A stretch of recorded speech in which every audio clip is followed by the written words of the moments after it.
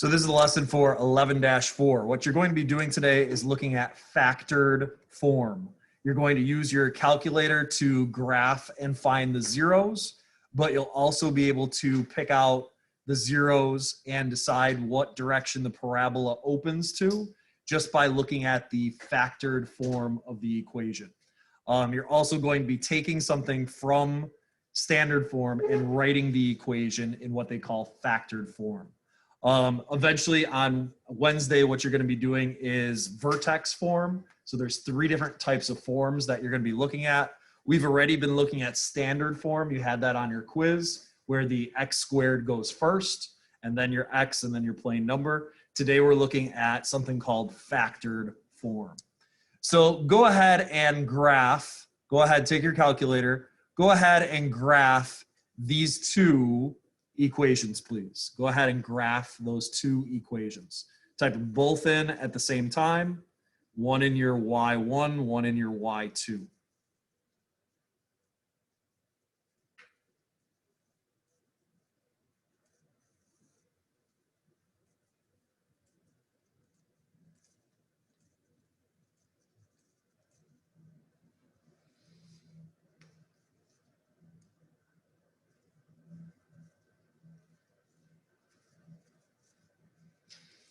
So when you hit graph, what do you notice about those 2 equations? What do you notice? They're exactly the same thing. All right, they graph the same exact way. They are the same exact equation. This is written in factored form. All right, this is written in factored form, where the bottom one is in standard form. All right, so this is factored form. This is standard form. What you're going to be doing a lot today is taking an equation and making it into factored form. So if we just sketch the graph of this one, doesn't have to be perfect. It looks like one of the zeros is right here, and one of the zeros is at 5. 1, 2, 3, 4, 5. So let's just sketch this graph. It doesn't need to be perfect. All right, it looks like it's coming off here about and going up like this. And it looks like it's right about in here. All right, it doesn't need to be perfect. So that's what you should see on your calculator right now. So you're gonna have to answer the question today on a whole bunch of the homework questions. What direction does the parabola open? So take a look at that parabola. Where is the opening? Is it up or is it down? Is it opening up or opening down? Up, all right? The opening, the mouth of it, all right, that is opening up. So what direction does that open? That opens up. What the direction of it looking down would be, down would look like that where it has a maximum, all right? This would be opening down, all right? But this one is opening up. We lost the minimum on it, all right? But obviously this would keep on going and it would circle around back like that somewhere down below. So that is opening up. You're gonna have to say that today. What are the X-intercepts? The other thing that you're gonna have to do on your homework today is look for the X-intercepts or zeros. Now remember, the way that we find it on the calculator, all right? The way that you find it on the calculator, second calc, go down to number 2, which is 0, all right? Because we wanna find the zeros. It asks you for the left bound. Now you have to move their arrow pad left and right. All right, now I don't see a little blinky thing yet. All right, but all of a sudden it's going to show up. There it is. So I need to get to the left of that first one. All right, I need to be to the left-hand side of that first one. I went too far and it disappeared off the screen. So there it is. It's to the left of this first dot. So I'm gonna hit enter. And then right bound, I need to keep on going over to the right. I need to be on the right-hand side of it, all right? Because I want that point, I want that 0 in the middle, in between there. And then I'm gonna hit enter again for my guess. Notice that my 0 is -3, 0. So remember, X-intercepts are coordinates. So this is gonna be written as a point. So I'm gonna do the point -3, 0.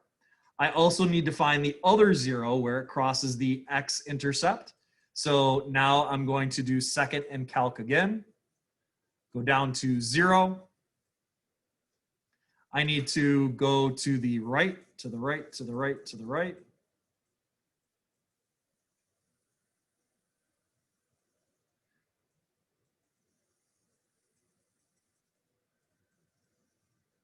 So I can see that my left bound is still moving to the right. I don't see my little blinky thing yet, but there it is. So this is on the left-hand side of the 0. Now I need to keep on moving it over to the right to get to the right-hand side of the 0. So now I'm past it. So I'm going to go to the right-hand side and hit enter. Notice that it's pointing in between. Is my 0 in between? Yes, it is. So I'm going to hit guess again, enter. And notice that it says 5, 0. So my two zeros are -3, 0 and 5, 0. All right. -2, 0, -3, 0 and 5, 0. Now I want you to look at something. Let's see if we can figure out the rule and be smart here. Take a look at this part and our answers. What do you notice about the numbers? What do you notice about the numbers that I highlighted in the green there?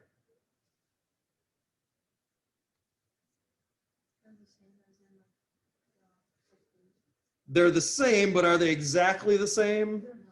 They're opposite, right? They're the opposite, negative and positive, all right? Think about what the word zeros, all right? Zeros. If I take this number, -3, and I put it in for x, what is -3 plus 3? 0. If I take this 5 and I put it in for x, 5 minus 5 is 0. All right. That's where they get the term zeros from. All right. If I take those x values and sub them in for x, it's what makes this inside the parentheses equal to 0. All right. That's where they get the term zeros from. So that is always going to be the case. So anytime that you have a x plus a number, the 0 or X-intercept is going to be negative of that number because it has to add up to 0. Anytime that you have a x minus a number, the 0 is going to be the positive of that number because it has to, when you sub it in, equal 0. So take a look at the next slide. All right. We want to know whether these open up or open down. So I'm going to go back to my y equals. I'm going to clear out my equations. And now I'm going to type in this first one. Now notice that this first one has a negative sign in front of the parentheses. You could just type it in exactly how it looks. So negative sign, parentheses x minus 4, close your parentheses, and then start a new set with x plus 1. If we hit graph, it looks like that. Does the parabola open up or does the parabola open down? Parabola opens down. The x-intercepts or zeros are, where's this one? What's this one at? -1, 0. And we have it at 1, 2, 3, 4, 0. Notice I can take my 4 and sub it right into there. 4 minus 4 is 0.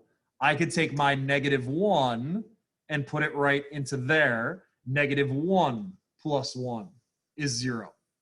What does this negative sign out in front mean? That negative sign out in front tells you that it is going down.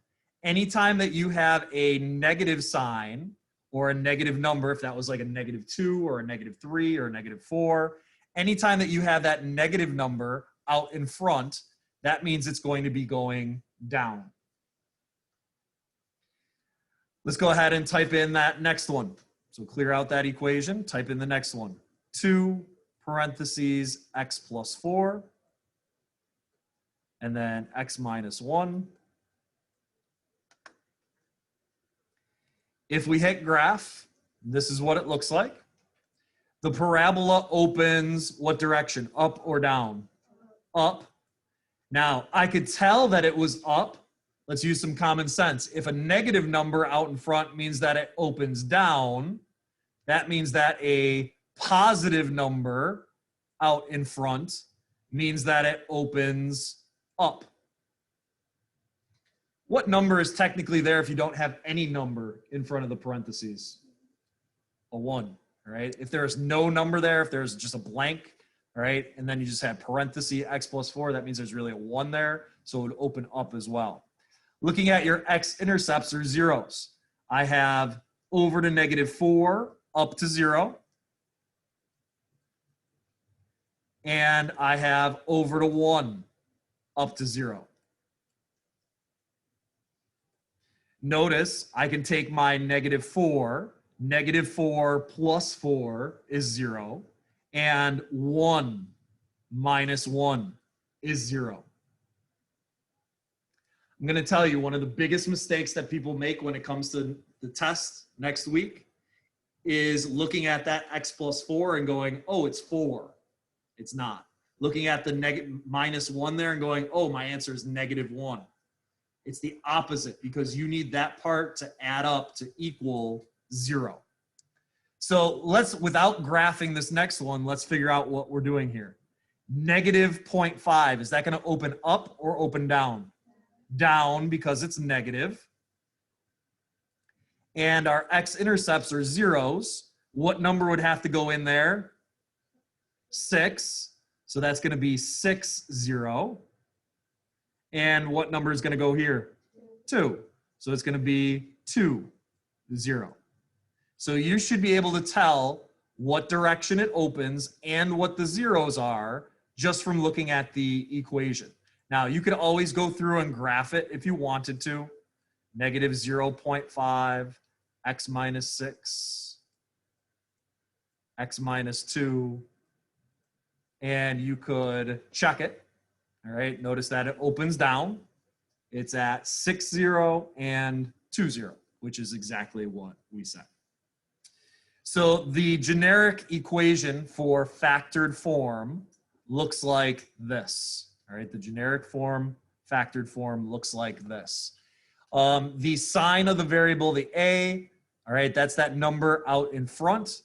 If it is positive, it's going up, it opens up. If it is negative, it opens down. That's that number that's in front of your parentheses, that a value. What do the variables r sub 1 and r sub 2 tell you about the graph? They tell you the zeros, right? They tell you the zeros of the graph. So again, all that we're looking at here, notice that there's really technically a 1 in front of that. That 1 tells you that it's going to open going up. We have a +7. So that's why we have a -7 right here. We have a -2. That's why we have a 0 at +2. This -2 tells you that it opens going down, down because it's negative. This x plus 3 tells you that there's a 0 at -3. And the -2 tells you that there's a 0 at the +2. So you should be able just to look at this. They love these type of questions on your Regents exam as multiple choice questions. All right, they love it. Take a look at the next slide. On this next slide, now you have to make the equation. All right, you have to make the equation. So we want to make an equation where the parabola opens upward and the zeros are 2 and 4. Well, if the parabola opens upward, what kind of number do we want as our a? A positive. Let's just choose 2 as our a value. So we could choose 2. And then we want the zeros to be 2 and 4. If we want the 0 to be 2, what are we going to type in the parentheses here? X. Careful. X. Is it going to be +2 or -2? -2. And then if we want a +4, we're going to do X -4. You could always check your answer by typing it in. All right, you could always check your answer by typing it in. If we wanted to check this to make sure, we could do X -2 and X -4.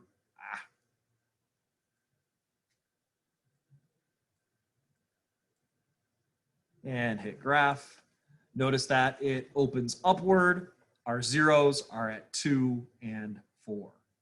If we wanted one that opens downward, I'm just going to stick with the 2, and I'm going to switch it to a -2 because it opens downward. If I wanted my zeros to be -3, what could I put for -3? X +3. All right, if we want -3, we have to use +3. And 1 0 is going to be X -1. Go ahead and try those next 2 on your own, please. Just stick with for the A value, just stick with the 2 and -2, please.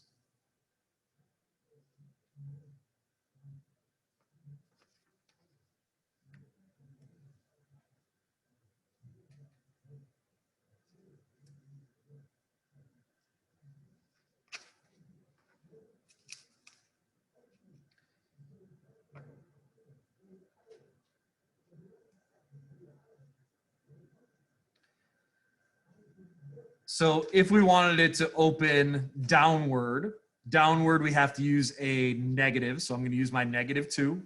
If the zeros are 0 0, now 0 0 is a little bit weird.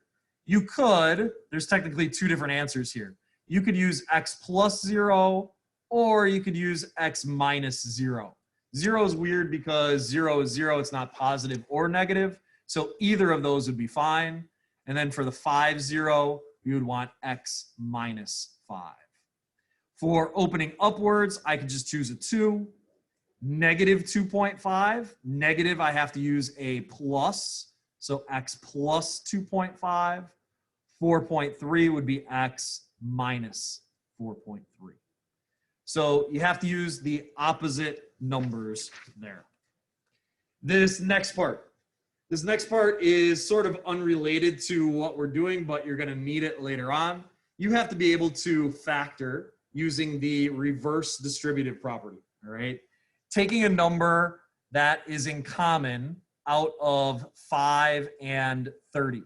What number is evenly divisible into both 5 and 30? 5. So I can take the 5 out of the parentheses. What you're really doing is the reverse distributive property. Remember, normally with the distributive property, we take a number and multiply it by both of the things inside. So we're working backwards, all right? So we're taking the number out of it. And then what's left over? Well, to get 5x there, I would need an x. To get a -30, 5 times what equals -30? -6, so -6. You could always check your answer by actually doing the distributive property. 5 times x is 5x. 5 times -6 is -30. What is the biggest number that goes into both 24 and 12? 12. So I can factor out a 12. 12 times what equals 24x? 2x. 12 times what equals 12? 1. So +1 there. What's the biggest number that I can factor out of -6 and 36? 6. Now, because they're both negative, technically I could factor out a -6 from both of those. It wouldn't be wrong if you just did a +6, but what we really want is a positive x value. So that's why I'm going to factor out a -6. So I'm just left with an x inside. 6 times what equals -36? 6. So plus 6 inside. Sometimes you might have 3 of them, all right? What's the biggest number that goes into 2, 10, and 20? 2. So I'm going to factor out a 2, and now all of my leftovers are going to be inside. I have an x squared, because 2 times x squared is 2x squared. 2 times what equals 10? 5, so plus 5x. And 2 times what equals negative 20? Negative 10.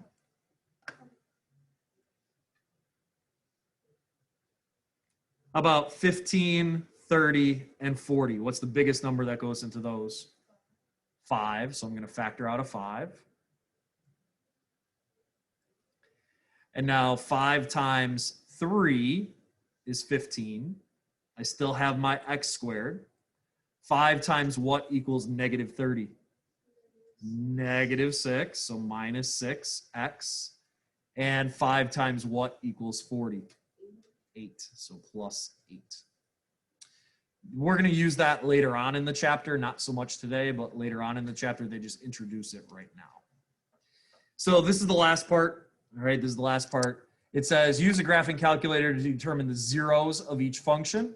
Sketch each graph using the zeros and Y-intercept. Now remember, Y-intercept, the Y-intercept is where the line or your graph crosses the Y-axis. So where does it land on this green line? All right, this is your Y-intercept, where it crosses that green line.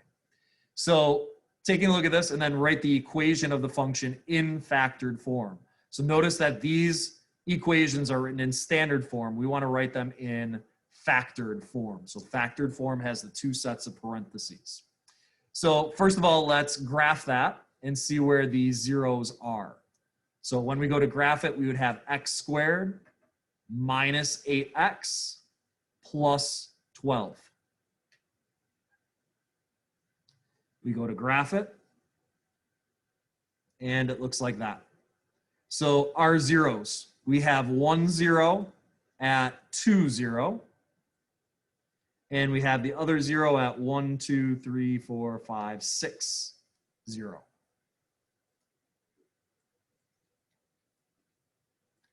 So if we want to graph this, right, if we want to graph this, we would have 1 at 2, 0, 1 at 3, 4, 5, 6, 0. And we're just sketching it, right? We're not going to actually see the Y-intercept on this one because it goes off of our graph. But it's going to go down like this. We're just sketching it, so it doesn't have to be perfect. All right, so it's going to look something like that. Now, writing the equation in factored form.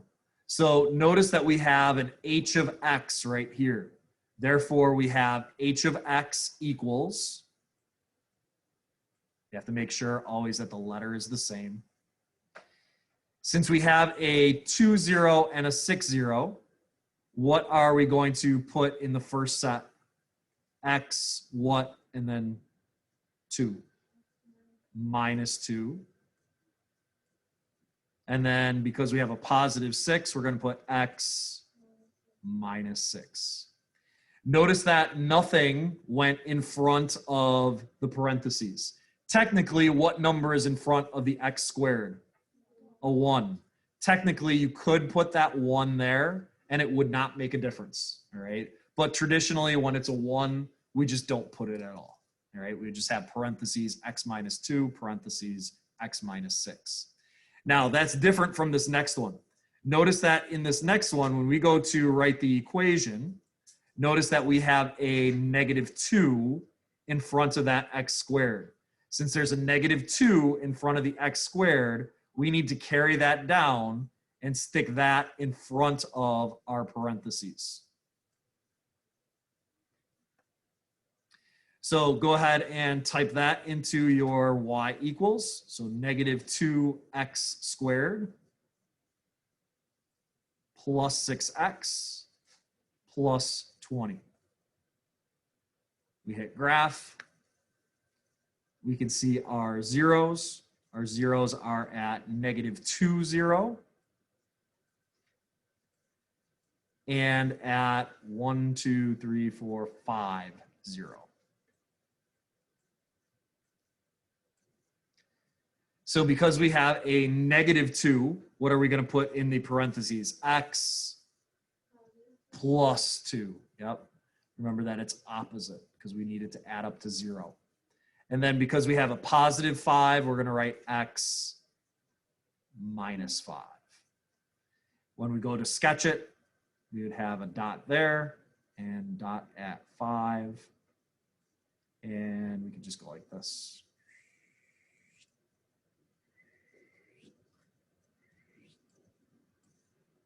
Always make sure that you have arrows at the ends.